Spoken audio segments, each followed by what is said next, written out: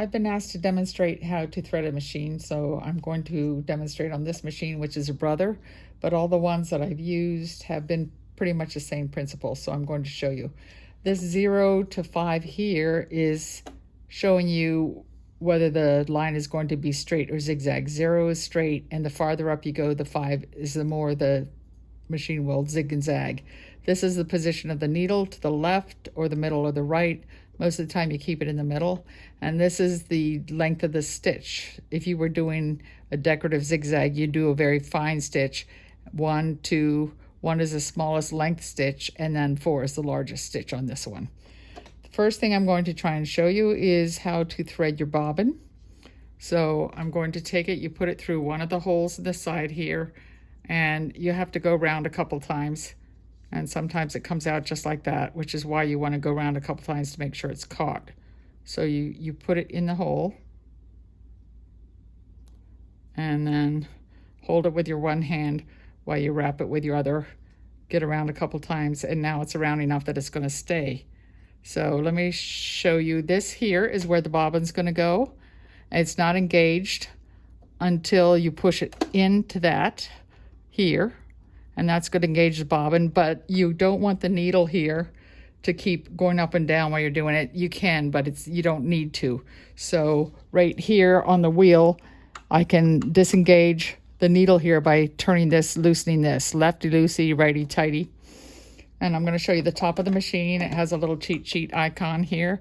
You can see it goes around. It tells you which side that the thread should be coming off. So the thread needs to come off the back side. So I'm going to take my bobbin, I'm going to take my spool of thread and put it on the spool that it usually goes on. And then I'm going to click this with the thread coming off the back like it shows in that picture. I'm going to snap it on the winder, push it down, and then engage it. Now it's engaged, and I can just use my finger to thread back and forth. You just push on the pedal like you normally would. And you go up and down, try and get it even. It's not the end of the world, but that's how you thread your bobbin.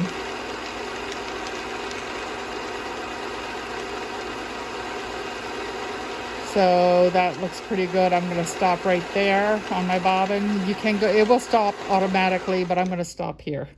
And I'm going to take my scissors and cut it. I'm going to finish showing you now. I just disengage it, tighten this so I have the needle working again now, and pop it off. Now I'm going to put it in the case that it holds in, and I don't know whether you can see it. Here's a little slit that the thread would go through, and you have to thread it toward this slit because you're going to thread it from here through the slit and into that slot. So you put it in, take the thread, pop it in, and you can feel it kind of pop there. Now, you won't be able to see this, but I'm going to describe it. You have a little door that flips down here, and here on your bobbin threader, it's circular, but there's a little notch out in the top, and that little notch is where the notch on your bobbin case will fit in. If you don't have it in there, it's not going to stay in. And the reason why I'm holding the thread in is because if you pull out this little lever, it's ready to go in, and the little spool of thread will stay in there. If you let go of that and let it go down, the spool will fall out. So I'm going to slide it into here and make sure it's in the notch. And I look in here, you can see it's in the notch. You can feel that. I'm turning it with my hand a little bit, and it's not moving because it's in the notch where it's supposed to be. So make sure that the thread does not get caught in the door here or it won't want to come out. Now I'm ready to do my actual spool on the top. It needs to also be coming off the back side of the machine because it's going to go in this slot first, back here, then through this slot, down here and around the tension wheel. You don't want to go behind the silver thing. You want to just go in front of it out in the wheel. And then there's a little, can you see it? U-shape here. It's going to slide in that. And then down, there's another little slot here, through this slot here.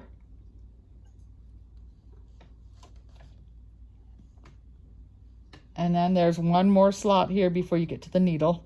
You're going to slide it in that slot. So you're going from here through this slot, down around the tension wheel, through this slot, down through this slot, and then down through this slot. Now you're ready to thread your needle. And sometimes I have a little jar of water there for me to be able to tie knots and to be able to make the thread a little bit easier to get in through the needle. So you take your thread and you put it through the needle, catch it, and pull it through enough. The most thread will be when this is at the top. So if it's at the bottom, when you go to thread it, when it turns, it will pull it out. So make sure this is at the top. That will make it easier for you. The zipper foot is up here. There's a lever here that raises and lowers the zipper foot. This will tighten the zipper foot. And then this little one is to get when you need to change needles, because if it gets dull. So you take this and put it between the slots on your zipper foot. And then you go down. It's going to catch the needle on the thread on the bobbin and come up. And then when it starts down again, you probably can't see it. I'm just going to catch it with this. There it is. So now you have your sewing machine ready to go. And this is an arm that my machine has. If you were sewing something small with a circle on it that you needed to have a smaller surface, you would do that. Otherwise, it just snaps in there.